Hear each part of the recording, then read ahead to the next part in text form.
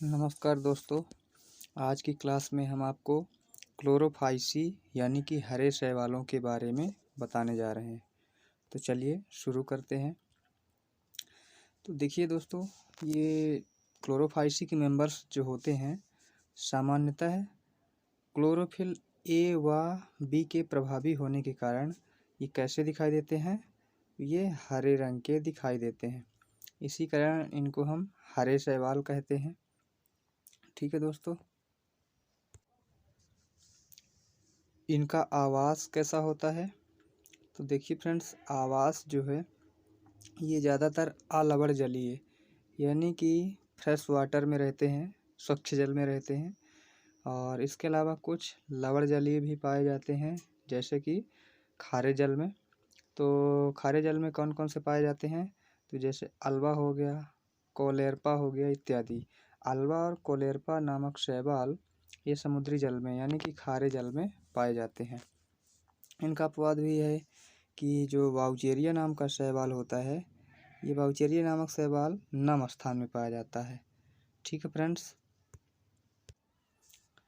इनकी संरचना कैसी होती है? स्ट्रक्चर, तो स्ट्रक्चर इनकी बहुकोशिकीय होती है, मल्टी सेल्यूलर, अर्थात एक से अधिक कोशिका से मिलके ये बने होते हैं। ठीक है फ्रेंड्स, और इनकी संरचना में तंतुवत तंतुवत का मतलब होता है फिलामेंटस और मृदुत की संरचना पाई जाती है, यानी कि पैरेंकाइमेटस रचना इनके अंदर कोशिकाओं में पाई जाती है। उदाहरण स्वरूप अल्वा और कोलेरपा आदि। इनकी अल्वा और कोलेरपा की संरचना कैसी होती है? बहुकोशिकीय होती है और मृदुत की तंतुवत होती है। इस प्रकार की इनमें सुकाय संरचना या थैलस स्ट्रक्चर पाई जाती है। थैलस स्ट्रक्चर को हमने बताया था कि ऐसा पादप जिसको जड़, तना, पत्ती में वास्तविक रूप से ना बांटा जा सके। ठीक है फ्रेंड्स, आगे बढ़ते हैं। ये कुछ जो है शाखित तंतुओं के रूप में भी पाए जाते हैं, जैसे कि क्लैडोफोरा हो गया। और कोलियोकीट में कैसा पाया जाता है? तो सुकाय कूट मृदुतकी होता है, मतलब इनका थैलस जो होता है स्यूडो पैरेंकाइमेटस होता है। ठीक है फ्रेंड्स, तो शाखित में कौन आ गया? क्लाइडोफोरा, यानी इसमें इस तरह की शाखाएं पाई जाती हैं क्लाइडोफोरा में। ओके, और कुछ होते हैं इसमें बिना शाखा वाले, यानी कि अशाखित तंतु। तो अशाखित तंतु में देखिए, पहला नंबर आता है स्पायरोगायरा, नंबर 2 आता है यूलोथ्रिक्स और नंबर 3 आता है ऊडोगोनियम। इस प्रकार से अशाखित तंतुओं के रूप में कौन कौन आ जाते हैं? 3 ही उदाहरण है यहाँ पे सामने, जो कि पहला है स्पायरोगायरा, दूसरा यूलोथ्रिक्स और तीसरा यूडोगोनियम। इनमें लगभग ऐसे तंतु के रूप में ये शैवाल पाए जाते हैं। तो इस प्रकार से इनमें कोई शाखा नहीं होती, अतः ये अशाखित तंतु बोले जाते हैं। आगे इनमें वर्णक किस प्रकार के पाए जाते हैं? तो देखिए फ्रेंड्स, वर्णक जो है सुस्पष्ट होते हैं और क्लोरोप्लास्ट में उपस्थित रहते हैं। ये वर्णक कहाँ रहते हैं? क्लोरोप्लास्ट में, यानी कि हरित लवक में रहते हैं। हरित लवक में वर्णक प्रेजेंट होते हैं या उपस्थित होते हैं। ठीक है फ्रेंड्स, इनमें वर्णक जो है सुस्पष्ट रहेगा। इनके क्लोरोप्लास्ट में विभिन्न जातियों में अलग अलग प्रकार के जो है तो पाए जाते हैं संरचना। क्लोरोप्लास्ट की संरचना जो होती है, इनमें जितने प्रकार के मतलब शैवाल हैं अलग अलग प्रजाति के, उनके हिसाब से अलग अलग प्रकार के क्लोरोप्लास्ट भी संरचना में बदलाव के साथ उपस्थित होते हैं। मतलब अलग अलग संरचना वाले क्लोरोप्लास्ट अलग अलग शैवालों में पाए जाते हैं। तो देखिए, जैसे स्पायरोगायरा में है तो पट्टी नुमा होता है या स्पायरली होता है। स्पायरली अरेंज्ड को मतलब क्या कहेंगे? सर्पिलाकार कहेंगे, अर्थात इस प्रकार से पाया जाता है सर्पिलाकार। तो ये स्पायरोगायरा में इस प्रकार का क्लोरोप्लास्ट पाया जाता है, पट्टी नुमा इसे कह सकते हैं या सर्पिलाकार कह सकते हैं। ओके फ्रेंड्स,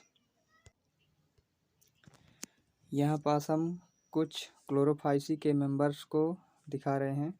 जैसे कि फर्स्ट नंबर जो फिगर है वो किसका है? वॉल बॉक्स का है। वॉल बॉक्स ये जो है कॉलोनी के रूप में पाया जाता है, अर्थात इसे मंडलीय शैवाल भी कहते हैं। और नंबर 2 में ये एग्जाम्पल दिख रहा है, ये जो क्लेमाइडोमोनास कहलाता है, क्लेमाइडोमोनास, ये क्लेमाइडोमोनास कहलाता है। और सबसे थर्ड नंबर जो चित्र दिख रहा है आपको, ये कारा कहलाता है। क्या कहलाता है फ्रेंड्स? कारा। इस प्रकार से वॉलबॉक्स और क्लेमाइडोमोनास, कारा, और इसमें एक और आता है, ऊडोगोनियम भी आता है। तो ये सब क्या कहलाते हैं? हरे शैवाल कहलाते हैं, अर्थात ये हरे रंग के पाए जाते हैं। इनमें क्लोरोफिल ए व बी प्रभावी होता है, इसी वजह से ये हरे रंग के पाए जाते हैं। ठीक है फ्रेंड्स।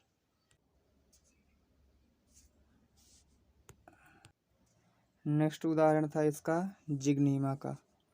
जिग्नीमा में जो क्लोरोप्लास्ट की संरचना पाई जाती है वो कैसी होती? तारा के आकार की, स्टेलेट इसको कहते हैं। मतलब क्लोरोप्लास्ट की संरचना कुछ इस प्रकार से पाई जाती है जिग्नीमा के अंदर। अर्थात एग्जाम्पल में जिग्नीमा है और उसमें कैसा क्लोरोप्लास्ट है? तारा सदृश। ओके।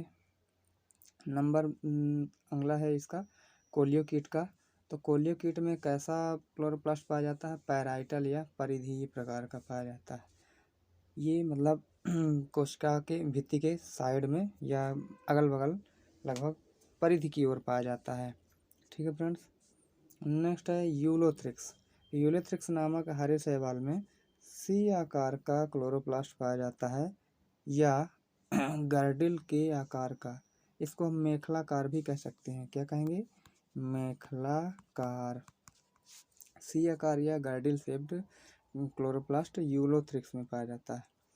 तो याद कर लीजिएगा दोस्तों, यूलोथ्रिक्स में किस प्रकार का क्लोरोप्लास्ट पाया जाता है? सी आकार या मेखलाकार, गर्डिल शेप्ड। नेक्स्ट है क्लैडोफोरा। क्लैडोफोरा में किस प्रकार का क्लोरोप्लास्ट पाया जाता है फ्रेंड्स? तो देखिए, इसमें जो है जालिकावत यानी कि रेटिकुलेट प्रकार का क्लोरोप्लास्ट पाया जाता है। यानी कि इसमें कुछ इस प्रकार से जालीनुमा क्लोरोप्लास्ट दिखाई देता है ऐसे। ठीक है फ्रेंड्स। तो क्लैडोफोरा में जालिकावत क्लोरोप्लास्ट उपस्थित रहता है।